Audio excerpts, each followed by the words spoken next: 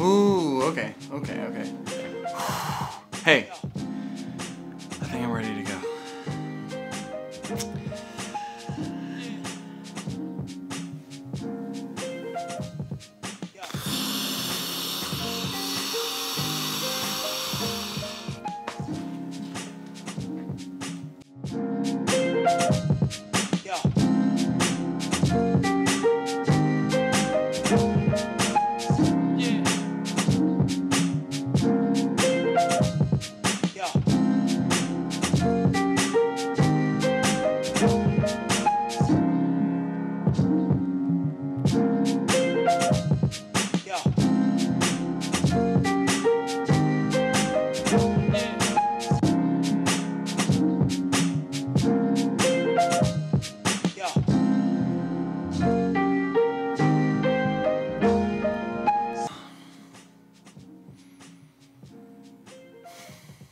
It's not going to be perfect.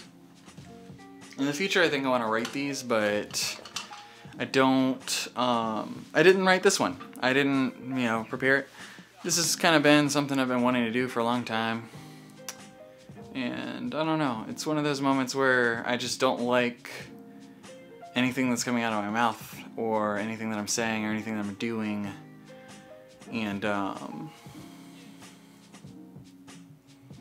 that's okay. It's not going to be perfect. None of this is going to be perfect. But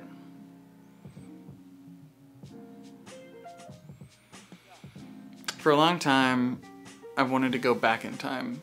And I've wanted to play older video games. Video games that seem too old to play sometimes. Too bad. And I'm starting with the Famicom, or the NES, and I'm going to work my way through chronologically the different games that I picked out, not totally at random, but somewhat at random, that I felt, I don't know, just either stood out to me because of the aesthetics of the cartridge, or the way the gameplay looked. But one of the first games that I want to talk about, one of the first games that I was interested in playing was Excitebike. So the first time I played Excitebike, most of these games I've never played before. But Excitebike I had, sort of. I was an early adopter of the Nintendo 3DS.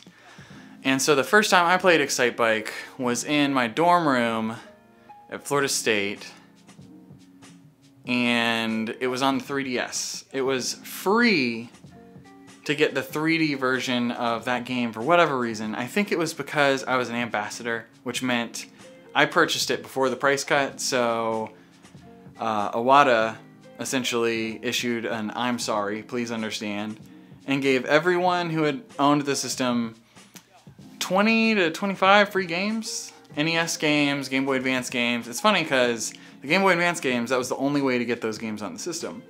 But one of those games was 3D Classics Excitebike.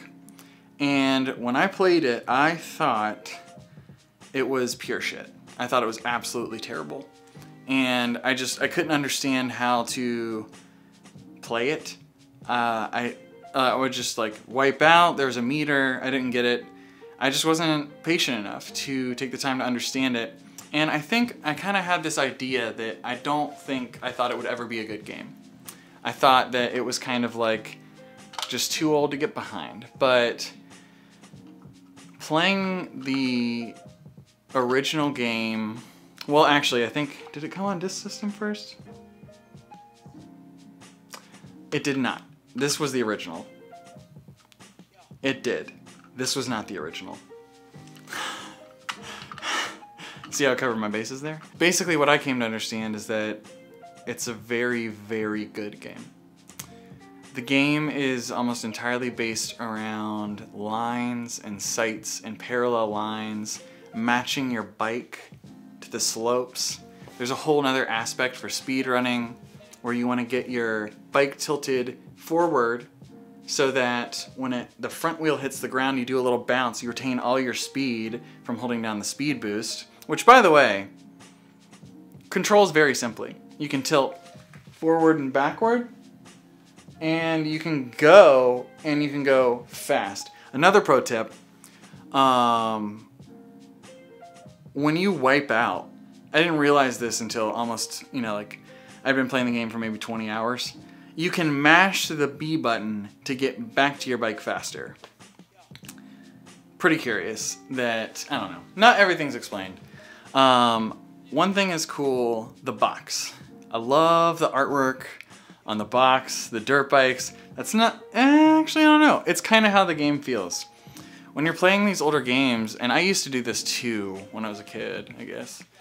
I kind of use your imagination a little bit. It's like when you're playing with Legos or something, or, toys, action figures, you kind of imagine things, like you see what's on the screen, but what you feel when you're immersed in these older games is different. And what you feel when you're in Excitebike, when you're destroying, actually, you know what? It is pretty much just pixels in this case. But sometimes it feels good. Sometimes it feels like, I don't know, you're doing something cool, something like the box artwork. Something like this right here, Maybe you don't. Maybe you don't. But yeah, the manual's cool. I like the general style and the artwork. And this was different than the American versions of the games where they just put what was actually on the box, like what the game actually looked like graphically. I much prefer the Japanese box arts and the Japanese cartridges. That's why I got them. They're so cute and fun. So much different, so much better. But yeah, the game is pretty hard. I wanted to... I didn't consider myself having beaten the game until I was able to make it through all of the stages. There's 5 stages, 6, and a bonus stage. And they get increasingly difficult. The first few are fine. And then they give you way too much time on track 3 or 4, both of them actually. To where I don't know, once you know what you're doing, you can pretty much just breeze past them. But the last 2, especially the last one, before the bonus track, which is just a beefed up version of the last one, it's quite difficult. It's too difficult. It's too hard. It's too hard. I don't know. It's a really good game. I think that I was too quick to judge when I first played it on the 3DS. I went back actually and I played the 3DS version. And I've also played it on Nintendo Switch Online. It controls pretty well. It's obviously a little bit better if you're playing, on whatever. But, yeah. Some of the tracks the tracks get progressively prettier. There's also a feature in the game where